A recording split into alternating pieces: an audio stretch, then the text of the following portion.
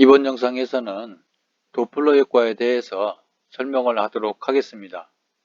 도플러 효과를 제외한 다른 어떤 음향 현상들이라고 하는 것은 소리를 발생시키는 음원과 그 소리를 듣는 청취자가 모두 정지해 있는 상태에서 발생하는 현상 내지는 효과들이라고 할 수 있습니다.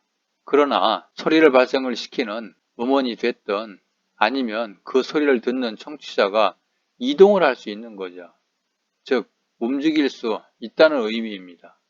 경우에 따라서는 이들 모두가, 다시 말해서 음원과 청취자 모두가 움직일 수 있다라고 하는 것이죠.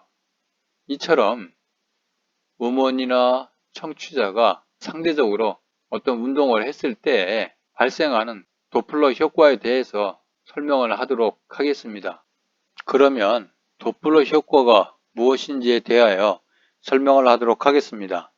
도플러 효과란 앞에서 설명했던 바와 같이 음원과 청취자가 상대적인 운동에 의해서, 여기서 상대적인 운동이라는 얘기는 앞에서도 설명했던 바와 같이 소리를 발생시키는 음원이 이동을 하든지 아니면 그 소리를 듣는 청취자가 이동을 하든지 또는 이 둘 모두가 동시에 이동을 하든지 이와 같은 어떤 그러한 운동을 가리켜서 상대적인 운동이라고 얘기를 합니다. 이처럼 상대적인 운동에 의해서 음원에서 나온 소리의 주파수가 변하는 현상을 도플러 효과라고 하는 것입니다. 이것에 대해서 한번 그림을 가지고 좀 더 자세히 설명을 하도록 하겠습니다. 우선 제일 첫 번째로 음원이 정지해 있는 상태입니다. 음원이 정지해 있을 때 이와 같이 스피커에서 소리가 발생을 시킨다고 했을 때 모든 방향으로 동일하게 소리가 퍼져나가는 것을 볼 수가 있습니다. 왜냐하면 좀 전에 소리를 발생시켰던 이 가운데 있었던 스피커가 정지해 있기 때문인 것이죠. 따라서 음원이 정지해 있다고 하는 것은 파동이 조금 전에 여러분들이 보신 바와 같이 모든 방향으로 동일한 속도로 전파가 일어난다고 하는 것을 의미하는 것입니다. 모든 방향으로 동일한 속도로 전파가 일어나기 때문에 이 압축부를 연결한 파면을 보게 되면 원이 되는 것이죠. 반면에 이번에는 음원이 정지해 있는 청취자로 이동하는 경우입니다. 다시 얘기해서 청취자가 이 어딘가에 위치해 있고 이 노란색으로 표시되어 있는 부분이 음원이죠. 소리를 발생을 시키는 하나의 음원을 의미합니다. 이 음원이 이 붉은색으로 표시되어 있는 화살표 방향으로, 즉 청취자가 있는 방향으로 이동을 하는 경우가 있을 수 있죠. 그랬을 때 이처럼 이 그림에서 보는 바와 같이 파동의 현상이, 여기서 얘기하는 흰선이 바로 이 압축부를 연결한 음선이라고 가정할 수 있습니다. 반면에 이 안에 있는 검정색은 여기에 있는 소밀부에 해당되는 공기 압력이 가장 낮은 부분을 의미하는 것이고요. 물론 흰색과 검은색을 좀 전에 얘기했던 거와 정반대로 매칭을 시켜도 상관은 없습니다. 어쨌거나 가장 공기의 밀도가 높은 이 음선이라고 하는 부분이 여기서는 원으로, 즉 스피커가 있던 이 자리에서부터 동일한 반지름을 갖는 원으로 형성이 됐는데, 여기서 보니까 이 음원이 이동을 하다 보니까 결국은 이 원이 좀 나름대로 이렇게 타원형의 형태가 되는 것을 볼 수가 있죠. 따라서 이 스피커에서 나온 소리가 음원의 방향으로 이동을 하는 경우에, 즉 다시 얘기해서 이 음원에서 나온 소리는 마찬가지로 모든 방향으로 퍼져 나간다고 할 수 있죠. 이랬을 때 예를 들어서 아까 얘기했던 여기에 청취자가 있다고 가정을 했을 때 이 음원이 그 방향, 청취자 방향으로 움직인다고 얘기를 했습니다. 이랬을 때 이와 같이 이 스피커가 움직이는 방향에서 봤을 때에는 이 소리가 퍼져나가는 속도가 원래 공기 중에서 소리가 퍼져나가는 속도가 있을 테고요. 또 이 스피커가 이동하는 속도가 있을 것이다 하는 얘기입니다. 다시 얘기해서 한 예를 들자면 배현진 선수가 공을 던진다고 했을 때 서서 공을 던지는 것이 아니고 포수 쪽으로 달려가면서 공을 던진다고 생각을 해보자 하는 얘기입니다. 그러면 그 공이 가는 속도에는 두 가지 성분이 있을 수 있다는 얘기인 거죠. 원래 배현진 선수의 어깨에서 나온 힘에 의해서 만들어진 속도가 있고, 또 한 가지 속도의 성분은 배현진 선수가 포수 쪽으로 움직여가는 속도가 더해진 것이다 하는 얘기입니다. 이처럼 음원이 이동하는 방향으로 갈 때의 속도하고 음원이 이동하는 방향의 반대로, 즉 여기서 얘기하는 이 부분이죠. 음원이 이동하는 방향의 반대로 퍼져나가는 소리의 속도에서 봤을 때에는 이 속도하고 이 속도가 달라질 수 있다는 것입니다.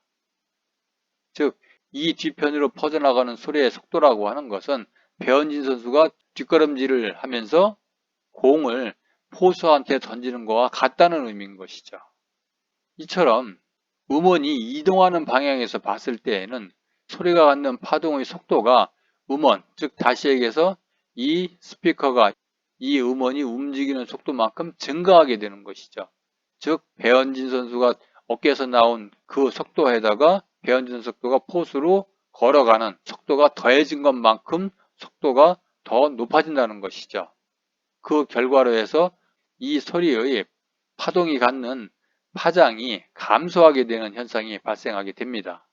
반면에 음원이 이동하는 반대 방향에서 봤을 때에는 거꾸로 소리가 만들어내는 파동의 속도가 음원의 속도만큼 감소, 여기서는 증가한다고 했는데 이쪽에서는 감소를 하게 되죠. 즉 다시 얘기해서 배현진 선수를 아까 예를 들었던 것처럼 배현진 선수가 포수가 있는 반대 방향으로 뒷걸음질을 하면서 공을 던지게 되면 원래 배현진 선수에서부터 나온 그 속도에서 배현진 선수가 뒷걸음질을 하는 그 속도가 감해진 만큼 그만큼 공의 속도가 줄어든다 이런 얘기인 거죠.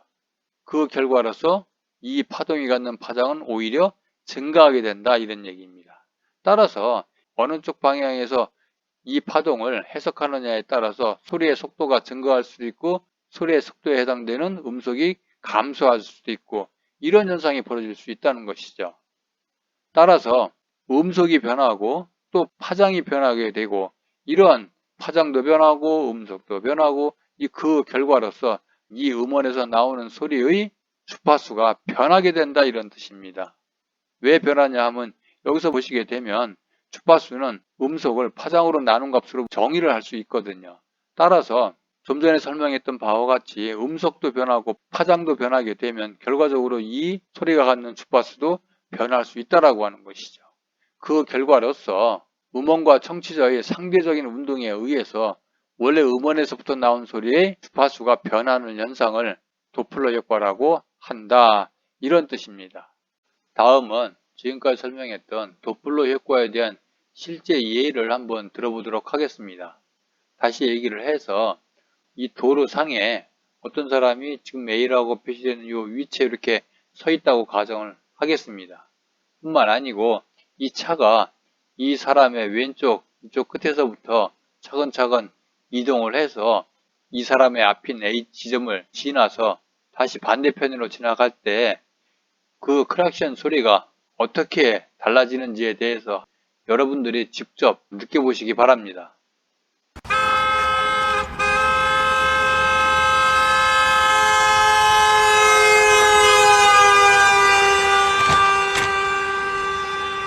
어떠세요? 지금 이 자동차에서 만들어지는 이 소리가 조금 과장되긴 했지만은 실제로 이 사람이 느끼는 그 소리는 이쪽 끝에서부터 이쪽 끝에까지 동일하지 않죠. 동일하지 않다는 얘기는 이쪽 끝에 있을 때 들려오는 그 소리의 주파수하고 이쪽 끝에 있을 때 들리는 그 주파수의 소리가 서로 달라진다는 것이죠. 실제로는 이 자동차에서 만들어내는 크락션 소리는 하나도 바뀐 게 없습니다. 동일한 소리인 거죠. 따라서 이 자동차가 A 지점을 통과할 때, 즉 여러분이 서 있는 이 지점을 통과할 때 들리는 그 소리가 사실 이 자동차에서 만들어내는 소리라고 할 수 있었던 거죠. 이와 같이 여러분은 서 있는 가운데 음원이 여러분 쪽으로 접근할 때와 여러분으로부터 멀어질 때 소리가 달라지는 것을 알 수가 있었습니다. 이번에는 승용차가 아닌 소방차의 소리가 어떻게 달라지는지 그것을 한번 실제적으로 청취해 보도록 하겠습니다.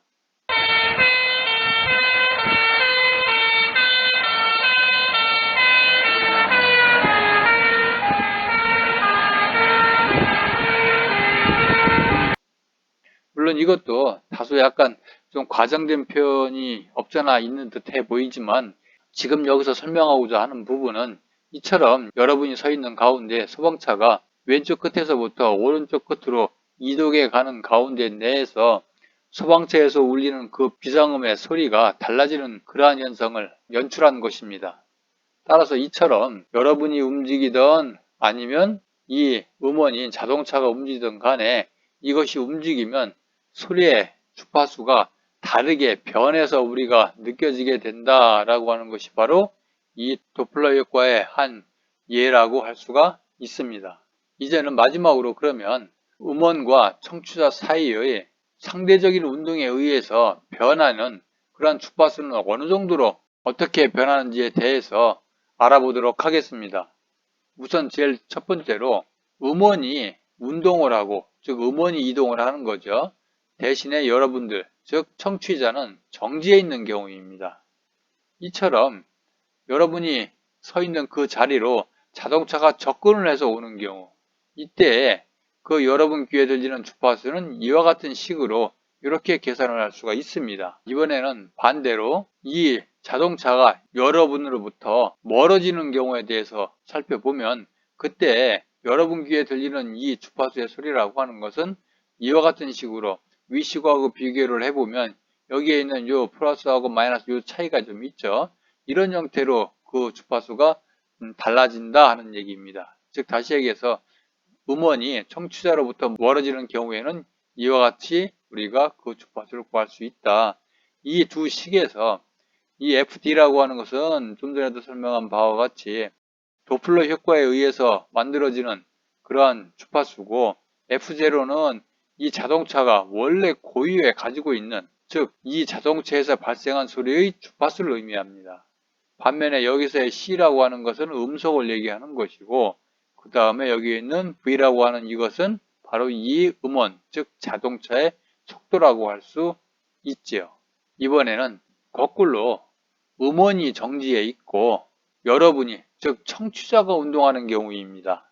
이처럼 첫 번째는 자동차에서 소리가 나고 있는 거죠. 이 소리가 나고 있는 자동차로 여러분이 이동을 해서 접근하는 방식입니다. 그럴 때에는 이와 같은 식에 의해서 도플러 주파수를 구할 수가 있는데, 여기서 얘기하는 이 U라고 하는 것은 음원의 속도가 아니고 여러분, 즉 청취자의 속도라고 할 수 있죠.